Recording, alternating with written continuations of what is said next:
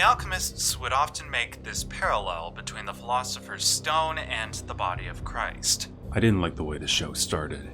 An overzealous Canadian who fancies himself a real-life cartoon character talking this spooky monkey talk about alchemy and the occult. They say an alchemist can transmute lead into gold, but no number of prayers to Cthulhu could transmute his sloppy writing into anything worth listening to. What the hey!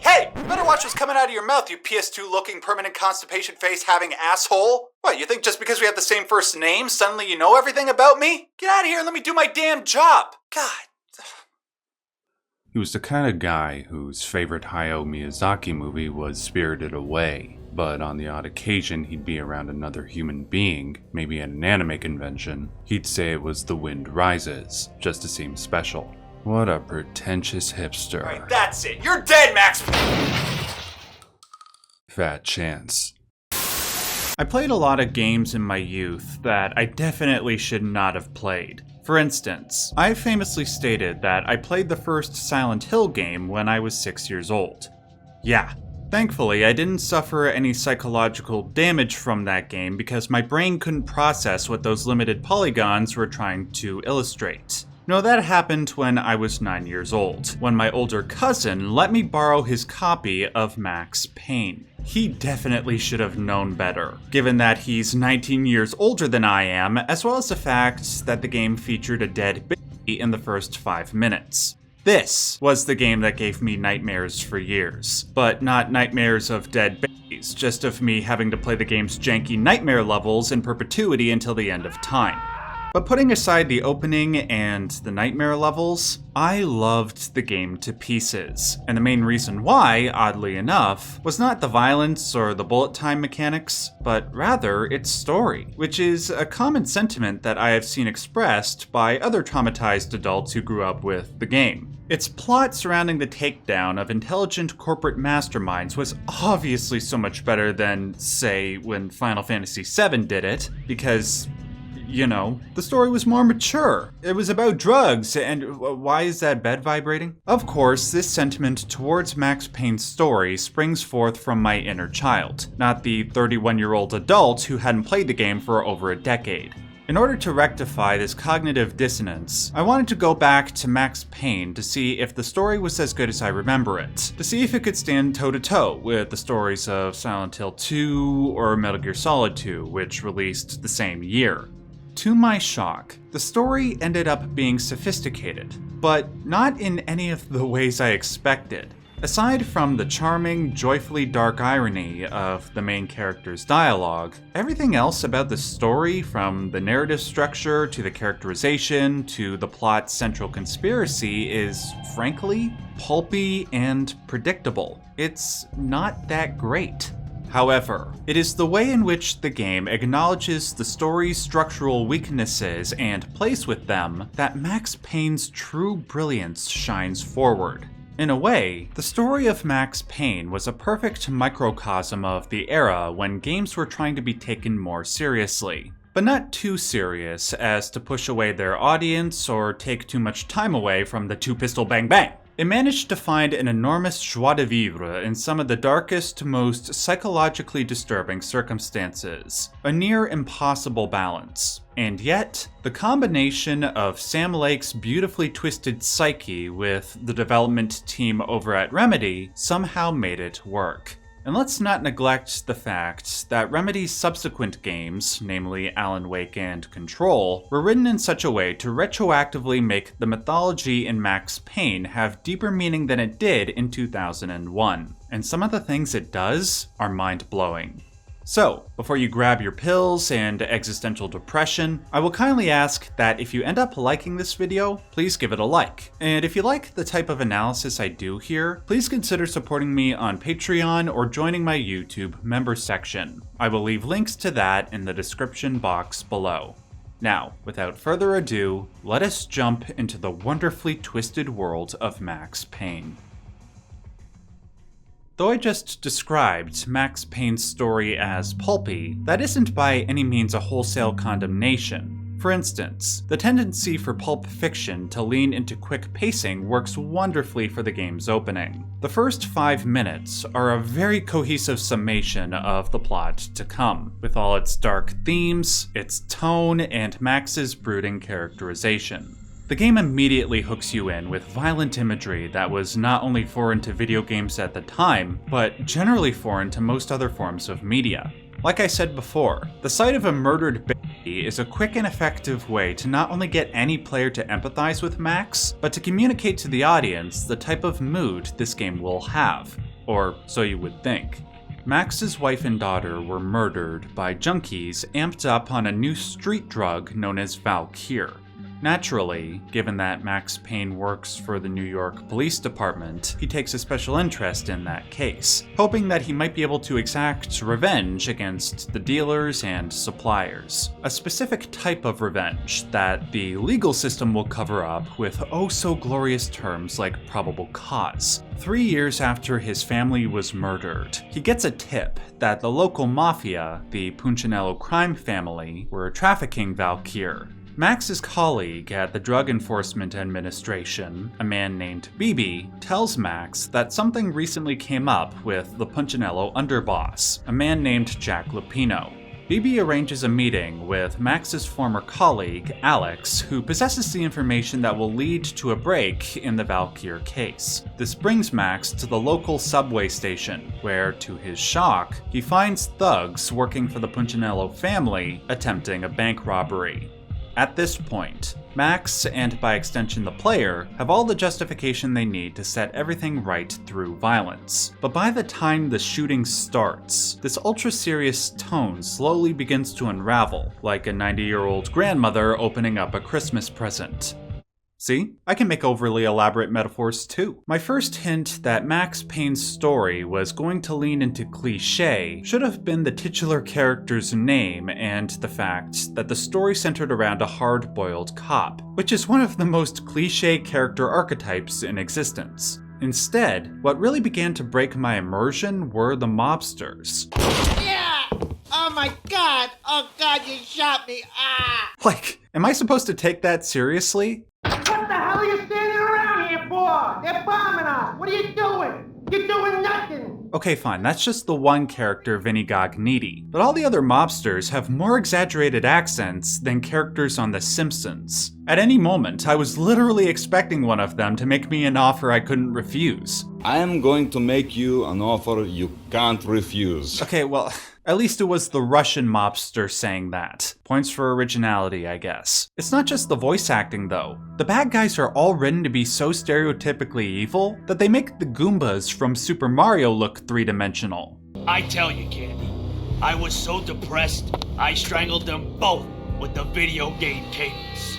Oh, Rico, you're so bad. The point is that the mobsters' over-the-top, unintentionally comedic voice acting and dialogue are a stark contrast to the solemn, depressing opening. Initially, when I went back to play this game for the first time in years, I was confused about the drastically different tones. I thought maybe because it was Sam Lake's first time writing for a game, he hadn't yet cultivated the writing skill that he became truly famous for with Alan Wake and Control. I mean, yeah, Max Payne's lines are generally good, but still, it wasn't unusual for his dialogue to occasionally be overly verbose, like when he watched his partner Alex get gunned down in the subway.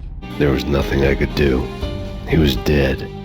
I could tell by the empty, accusing stare of his eyes.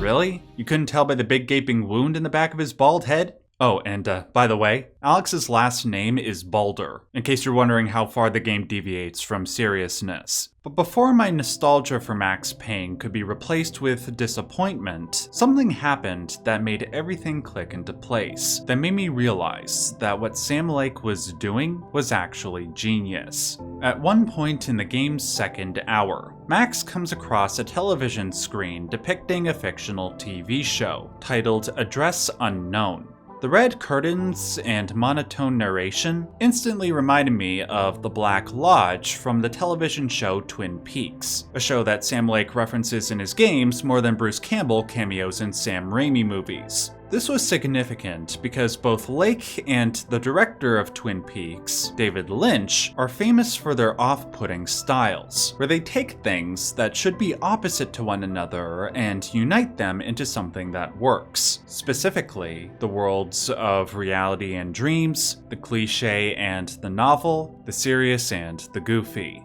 Once I realized that the game was intentionally trying to plant its feet in both worlds, I let go of my desire for the game to be more serious, and then the story's deeper layers opened up to me. I realized how important it was for Max Payne to inhabit a world that was this exaggerated and ludicrous, for he is its only source of consistent sensibility. His perceptive, demeaning narration is the only thing that can truly cut to the heart of reality, like his bullets cut through mobsters. In short, he is the only thing that feels real. This in turn gives the player the feeling of being the ultimate badass, of not only being more powerful than everybody, but smarter too. It allows them to strictly experience the joy and the coolness that comes with living vicariously through the avatar of the smart-talking, hard-boiled cop, without suffering any of the existential depression or moral conundrums. In that sense, while the basic plot and the characterization might not be anything special, its balance of the serious and ridiculous to give the gamer the maximum amount of immersion and fun truly is sophisticated, in a way that is unironically similar, though not equal, to the aforementioned Metal Gear Solid 2's story. That game features a fat guy on roller skates and a blood-sucking vampire, all while tackling subjects like child soldiers and information warfare with the utmost seriousness. This paradoxical tone is a feat that could only be accomplished in the world of video games, and it's a feat that elevates them, at least in one way, above the world of cinema, which games at the time were often compared to as a measure of quality. Ladies and gentlemen, it's the pain in the butt. Pain to the max. You're killing me. But the blending of cliché and seriousness is not the only way the game creates a dissonant reality. The comic panels are often mixtures of both live-action stills and in-game models, likely done because of time and budget constraints, but nonetheless, it invokes those off-putting feelings. How about the shotgun? And the fact that it's not a shotgun. It's a sniper rifle. Yet you expect me to believe a pump action has that kind of effective range? But in all seriousness, the number one thing the game does to create a discordant reality is the same thing Sam Lake has done in all his subsequent games. It literally blends the world of reality and unreality together, of waking life and dreams. And this is done in both obvious and not so obvious ways. Starting with the obvious, at two separate points in the game, Max is unwillingly drugged with Valkyr. He is subsequently sent into two slightly different nightmarish worlds that he has to navigate. Now, I kindly ask for your patience as I briefly step away from the analysis and engage in a little bit of trauma dumping about the nightmare levels. I know anybody who has played Max Payne 1 will understand. So, I remember almost everything about Max Payne vaguely, but the one vivid exception was the nightmare levels. In the 2 hours leading up to the first nightmare level, I felt an all-consuming sense of anxiety. I dreaded playing these levels the same way I dread the internet on the day that The Elder Scrolls 6 comes out if it ends up being total crap. In the first nightmare level, you start off having to run through a maze. Obviously, the implication is that you have to follow the sounds of your wife's screaming voice as it increases in volume. But it doesn't help all that much because her screaming is so intermittent, and there's a high likelihood, due to the way that the maze is designed, that you'll follow her voice down the wrong hallway. I got lucky though, because I played the game this time around using headphones with 3D surround sound.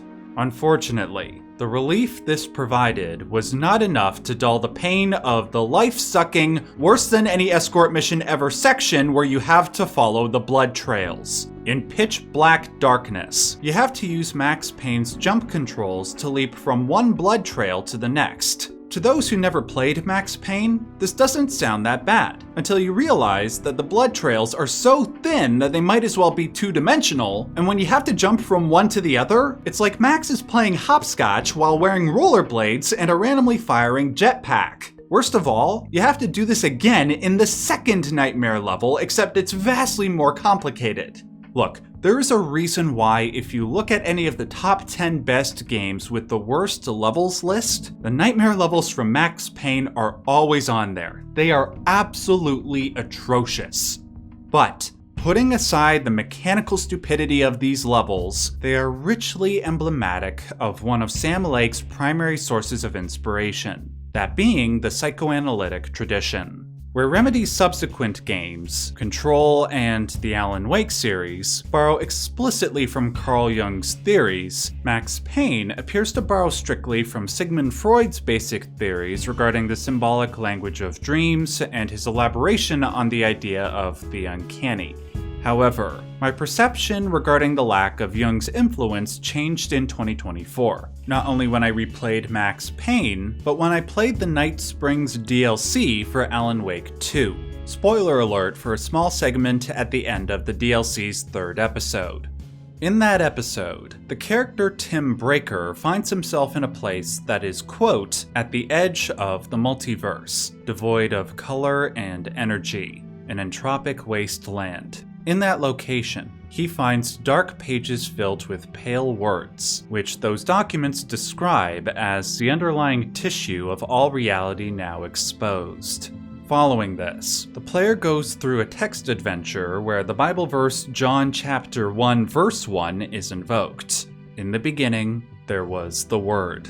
This virtually confirmed a theory that I have had for years regarding the way the world of Alan Wake functions. I believe it is predicated on the Greek/Christian idea that the universe was constructed via logos, aka the Word, as Jesus' disciple John described it. When God spoke the words, "Let there be light," into the void at the beginning of time, that was the logos birthing the universe. We see the same principle in the Alan Wake games, where words exist in a state of potentiality in the infinite void known as the Dark Place. When light is shone upon those words residing in that infinite potentiality, existence bursts forward.